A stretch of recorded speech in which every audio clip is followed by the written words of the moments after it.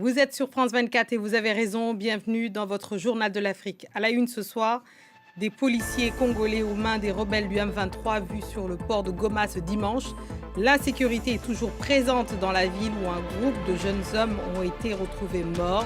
Nous parlerons aussi de la politique, mais vue de Kinshasa avec cette réunion à huis clos de la majorité présidentielle autour du président Félix Tshisekedi.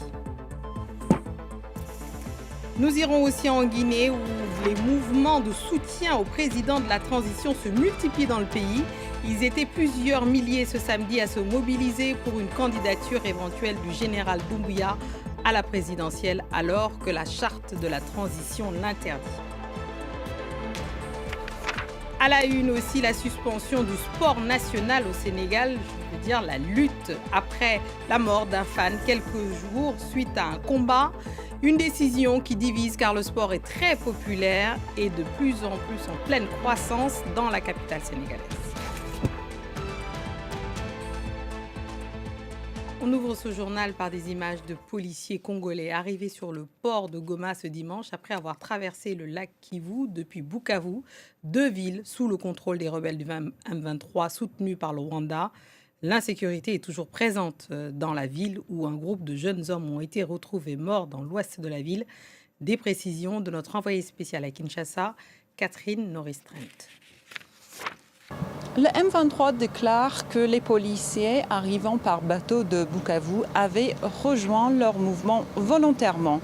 Fait difficile à vérifier vu la présence des rebelles lors de cette opération.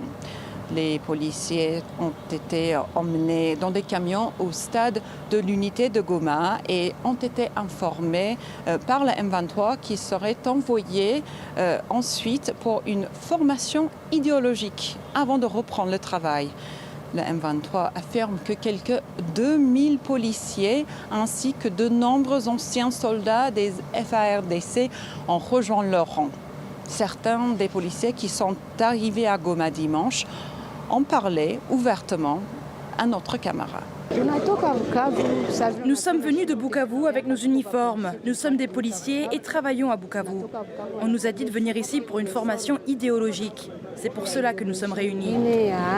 À l'entrée du mouvement M23, à l'arrivée du mouvement M23 dans la ville, beaucoup de policiers avaient peur. Ce sont des humains.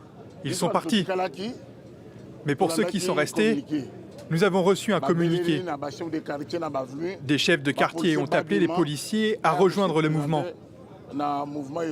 Ils nous ont dit que nous irions à Goma afin de recevoir une formation faite par le M23.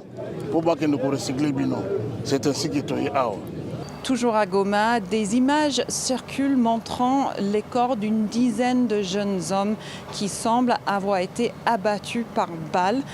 Des habitants près du camp militaire de Katindo affirment que ce sont des jeunes du quartier tués samedi par le M23. Un porte-parole des rebelles nous a confirmé que les faits se sont produits lors d'une opération, je cite, de ratissage et de nettoyage de la zone pour sécuriser la ville et que les hommes appartenaient à des familles des militaires, étaient des membres des milices ou encore des consommateurs de drogue. Sur le front politique à Kinshasa, Félix Tshisekedi s'est exprimé à huis clos devant les membres de la majorité présidentielle. Une première sortie du président depuis la prise de contrôle de la ville de Bukavu, dans le sud Kivu, par le M23, appuyé par les troupes rwandaises. Devant les députés, sénateurs, ministres et caciques de la coalition, le chef de l'État a fait des annonces pour renforcer sa riposte et resserrer les rangs de la majorité. Les précisions à Kinshasa d'Aurélie Bazaraki-Bangoula. Dans son discours d'un peu plus d'une heure, Félix Tshisekedi est d'abord revenu sur la question du dialogue avec le M23. Et il a été clair, il n'y aura pas de dialogue avec les responsables de ce groupe armé qu'il qualifie de pantin du Rwanda. Alors ce n'est pas parce que le M23, appuyé par des troupes rwandaises, progresse sur le terrain avec les récentes prises des villes de Goma et de Bukavu qu'un dialogue est envisageable. Ce serait, dit-il, humilier le Congo. Les pantins, quand ils sont en face de vous, ils vont répéter le message de leur maître. Alors tant qu'à faire, je préfère parler avec leur maître. Et quand vous avez vu, nous avons parlé avec leur maître. Nous sommes arrivés au 15 décembre. Qu'est-ce qui s'est passé? il a fui. Dialogue, oui, je veux un dialogue, mais dialogue pour qu'on foute la paix définitivement à mon pays, qu'on nous laisse évoluer tranquillement vers notre développement. Avant cela, le chef de l'État semble d'abord vouloir reprendre l'avantage sur le plan militaire. Félix Tshisekedi a dénoncé des sabotages au sein des forces armées congolaises. Elles sont trahies de l'intérieur, dit-il. Des troupes sont restées sans commandement et sans ravitaillement au front. Le chef de l'État affirme que des instructions ont été données pour reconstituer l'armée congolaise, la rendre plus professionnelle et verser des primes aux soldats qui sont au front. Enfin, Félix Tshisekedi s'est dit ouvert à créer un gouvernement d'union nationale, une main tendue aux membres d'une partie de l'opposition, car selon le chef de l'État, c'est uni que le Congo pourra gagner cette guerre.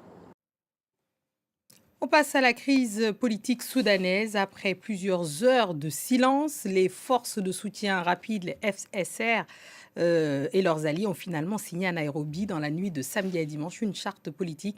Et parmi les signataires, le frère du général Emeti, Abdelrahim Dagalo, numéro 2 des FSR, ou encore le numéro 2 du Mouvement populaire de libération du Soudan Nord, un groupe armé situé dans les régions contrôlées par les forces de soutien rapide. Un document qui doit permettre de former un gouvernement parallèle dans les zones que les paramilitaires contrôlent. Les précisions de notre correspondante à Nairobi, Élodie Cousin. C'est donc vers 1h du matin, dans un lieu tenu secret, que les forces de soutien rapide et 23 autres groupes armés, politiques et civils se sont retrouvés pour signer cette charte politique. Une signature qui venait conclure une journée pleine de rebondissements, puisqu'un premier rendez-vous avait été donné aux médias à 15h avant d'être annulé au dernier moment sans explication. La veille, une première signature avait également été annulée. Des rumeurs de tension entre le gouvernement inféodé à l'armée soudanaise et le Kenya ont commencé à circuler dès la présentation de ce groupe qui cherche donc à présenter un nouveau Soudan. Des politiciens kenyans ont notamment reproché au président William Ruto de permettre à ce groupe accusé de crimes contre l'humanité, de crimes de génocide, de se retrouver au sein de la capitale et en particulier au sein du KICC, qui est un monument emblématique de Nairobi. Pour le gouvernement soudanais, le Kenya cherche donc à déstabiliser son pays et à rappeler son ambassadeur. Difficile de dire ce qui s'est passé exactement samedi dans les coulisses, mais en tout cas, les forces de soutien rapide ne semblaient plus aussi bienvenues au Kenya qu'en début de semaine. Le président William Ruto s'est contenté de commenter avoir discuté avec le secrétaire d'État américain Marco Rubio pour parler de son rôle de médiateur et de comment mettre fin à cette guerre soudanaise qui a débuté en avril 2023. Des milliers de militants de la junte se sont retrouvés à Kindia, ville située près de 160 km de Conakry, pour soutenir une éventuelle candidature du général Doumbouya à l'élection présidentielle. Ceci contrairement à la charte de la transition qui l'interdit. Ces mouvements de soutien interviennent 3 mois après un tournoi de football à la gloire du président qui avait officiellement fait 56 morts dans le sud du pays. Les explications à Conakry de notre correspondant Malik Diakité. Outre ces milliers de militants, plusieurs ministres du gouvernement de transition ont pris part à cette mobilisation. À la tête de la délégation, le porte-parole de la présidence, le général Amara Kamara. Ce dernier a appelé ses partisans à se faire recenser pour permettre, je cite, au général Mamadi Doumbouya de remporter les futures élections dès le premier tour. Quand vous voyez toute cette ville se lever et soutenir vraiment les idéaux qui sont prônés par le CNRD et le président de la République, le général Mamadi Doumbouya, vous sentez l'adhésion totale du peuple. Il faut qu'on nous laisse vraiment exprimer ce que le peuple pense de l'avenir de ce pays. Une mobilisation à l'allure d'une campagne électorale selon l'opposition. Nous voyons que le CNRD n'avait qu'un seul programme, confisquer le pouvoir. Il faut qu'il reste sur sa parole. Dans ce combat, nous ne reculerons pas. Nous disons au président Mamadi, il y a toujours une porte de sortir. Nous sommes prêts à accompagner cette période transitoire pour que se termine de façon apaisée. Soupçonné par des acteurs sociopolitiques de vouloir se maintenir au pouvoir, le général Mamadi Doumbouya reste encore silencieux sur ses intentions. On passe au Sénégal où les événements de lutte sénégalaise sont suspendus par les autorités après la mort d'un fan il y a quelques jours suite à un combat de lutte. Une décision diversement appréciée car la lutte et le sport national au Sénégal est très apprécié chez les classes populaires. Cette suspension intervient à un moment où ce sport est en pleine croissance dans la capitale sénégalaise. La correspondance à Dakar, Délimandao. C'est une décision difficile mais nécessaire, a affirmé le ministre de l'Intérieur vendredi à l'Assemblée nationale. Une décision qui intervient après les débordements du combat entre Ama Baldé et Franc, deux têtes d'affiche de la lutte sénégalaise qui s'affrontaient dimanche dernier à l'arène nationale. Des spectateurs qui ont acheté leurs billets mais n'ont pas pu accéder au stade, la jauge maximale étant dépassée. Des débordements après le combat ayant conduit à des destructions de biens privés, mais surtout à la mort d'une personne, des problèmes sécuritaires récurrents autour de la lutte sénégalaise. Le ministre de l'Intérieur a affirmé avoir rencontré des acteurs de la lutte sénégalaise, mais dit maintenir sa décision pour, dit-il, permettre aux acteurs de mieux s'organiser. Une décision qui intervient dans un contexte où la lutte sénégalaise avait repris son envol avec un nouveau modèle économique grâce notamment au système de pay-per-view qui oblige maintenant les téléspectateurs à payer pour pouvoir regarder ces combats entre les lutteurs sénégalais. Un nouveau système qui a permis la multiplication des combats entre les poids lourds de ce sport national au Sénégal ces dernières années. Ce dimanche marque le début de la première étape de la compétition de cyclisme du Tour du Rwanda qui se déroulera jusqu'au 2 mars. Paul Kagame était présent pour donner le coup d'envoi de cette 17e édition qui se déroule alors que les combats font rage en RDC voisine. Notre correspondante au Rwanda, Juliette Montilly, y était. Je me situe au pied du plus grand stade du pays, le stade Amahoro, où se trouve la ligne d'arrivée de ce prologue du Tour du Rwanda. Les coureurs se sont élancés chacun leur tour un peu plus tôt. C'est le Rwandais Jean-Claude Nzafashwa-Nayo qui s'était lancé en premier. Il est arrivé sous les applaudissements des spectateurs après avoir terminé une boucle de 3,4 km. Alors, ce n'est presque rien pour les coureurs qui s'attaqueront demain à un parcours de 158 km avec plus de 2000 mètres de dénivelé. En tout, les athlètes parcourront 804 km étalés sur 7 étapes, dont certaines vont parfois s'approcher très près de la frontière avec la République démocratique du Congo. C'est notamment la 3e étape mercredi qui est redoutée par certains. Les coureurs s'élanceront de Musanze à Rubavu, localité située à seulement 15 km de Goma, tombée fin janvier entre les mains du M23. L'équipe belge Soudal Quick-Step a annoncé qu'elle se retirait du Tour pour ces raisons, mais d'autres équipes comme Total Energy ont décidé de maintenir leur présence. C'est donc dans ce contexte géopolitique tendu que s'élance aujourd'hui le Tour du Rwanda, qui fait office, rappelons-le, de répétition générale pour les mondiaux de cyclisme sur route qui se tiendront ici en septembre prochain. Et on vient de le voir, le Tour du Rwanda s'est imposé comme un événement phare du cyclisme africain. Pour le Rwanda, le sport dépasse le simple cadre de la compétition. Le pays s'est forgé une image de destination sportive incontournable, notamment à travers ses partenariats avec des grands clubs européens. Mais cette stratégie est aujourd'hui contestée en raison notamment du conflit entre Kigali et la RDC.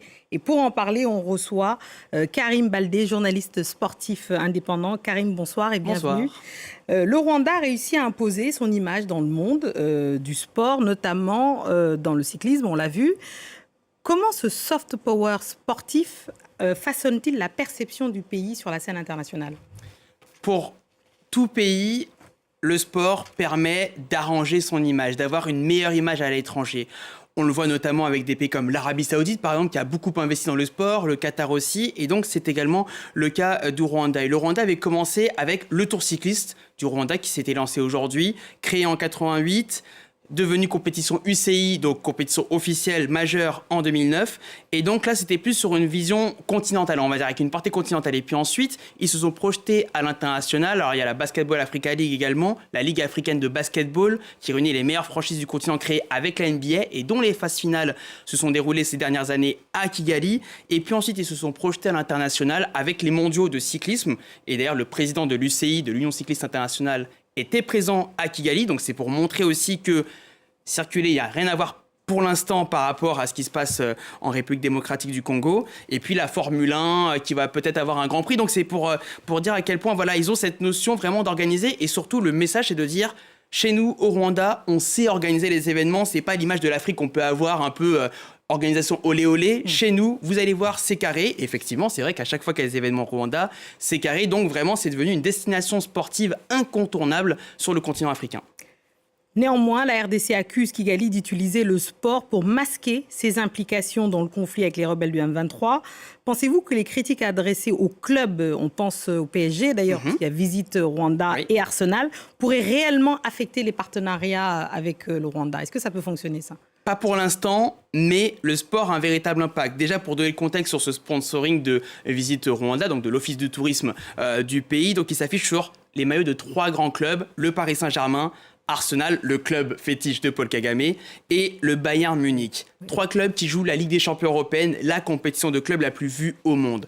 Et donc forcément, Visit Rwanda a cette aura à l'international grâce à ces partenariats-là. Donc pour revenir sur la question, pour l'instant, il n'y a pas vraiment d'impact. On a vu, Arsenal ne réagit pas. Il y a eu des manifestations à Londres, par exemple. Pas de réaction. Le Paris Saint-Germain reste extrêmement prudent. Pas de réaction officielle et même en off, pour l'instant, on reste vraiment précautionneux. Là où ça impacte, c'est sur le Bayern Munich parce qu'au Bayern, il y a un fort impact des supporters notamment qui avaient réussi à faire plier le Bayern. Le Bayern est en partenariat avec Qatar Airways, par exemple. Le Bayern a dû se séparer de Qatar Airways comme sponsor parce que les supporters n'étaient pas contents, pour des raisons d'éthique, de voir le Qatar associé à leur club fétiche. Donc là, on voit que dans certains cas, ça peut avoir un impact. Pour l'instant, sur le reste, ça ne bouge pas, mais on verra ce qui va se passer, notamment au niveau des mondiaux de cyclisme, pour prendre cet exemple-là. Si certains pays phares du vélo, comme la Belgique, se retirent, là, peut-être que l'UCI bougera. En attendant, pour l'instant, il ne se passera rien de spécial à mon avis. Alors, avec cette pression constante, notamment via une pétition, on a vu, qui a recueilli des milliers de signatures, la mobilisation de certaines personnalités, le sport peut-il devenir un levier diplomatique pour peser justement ? Oui, et certains hommes politiques aiment dire que le sport n'est pas politique, c'est complètement faux. Le sport est un levier en matière politique. On l'a vu l'année dernière avec la Coupe d'Afrique des Nations et ce geste notamment des joueurs de la République démocratique du Congo au moment des hymnes où ils avaient la main sur la bouche et ils avaient le doigt sur la tempe pour mimer un pistolet. Et lorsqu'ils ont fait ça en marge des matchs, tous les médias et même beaucoup d'observateurs se disent « Ah oui, mais en fait, qu'est-ce qui se passe dans l'Est de la RDC ? Ah, mais c'est vrai qu'en fait, il y a des morts. Ah, c'est vrai qu'en fait, il y a des conflits là-bas. » Et donc, c'était un conflit qui était complètement oublié et qui a été remis sous la lumière de l'actualité grâce à ces actions-là sur les hymnes nationaux de la RDC, donc des Léopards avant leur match de la CAN. Donc, c'est pour vous dire à quel point des actions comme ça, qui peuvent paraître un peu symboliques, eh ben, elles ont un impact parce que ça peut jouer sur l'image et l'image, c'est très important, notamment dans le cas du Rwanda, parce que le Rwanda se sert du sport pour améliorer son image et gommer les éventuels, on va dire, dossiers compliqués. D'accord, très bien. On suivra évidemment cette actualité évidemment sur France 24. Merci beaucoup Karine Baldé pour cet éclairage. Merci beaucoup. Le pape François, 88 ans, reste dans un état critique en raison d'une pneumonie touchant ses 2 poumons, nécessitant de l'oxygène à haut débit et transfusion. Son état de santé s'est aggravé samedi avec une crise asthmatique, bien que certains paramètres médicaux restent stables. De nombreuses prières affluent dans le monde entier pour sa guérison, comme ici au Kenya, où la basilique de Nairobi a organisé une messe avec des fidèles. Voilà, c'est ainsi que nous refermons notre journal de l'Afrique. Merci à tous ceux qui nous ont suivis partout dans le monde et ce soir en particulier, de Goma à Kigali en passant par Rome. Restez avec nous car l'actualité continue sur France 24.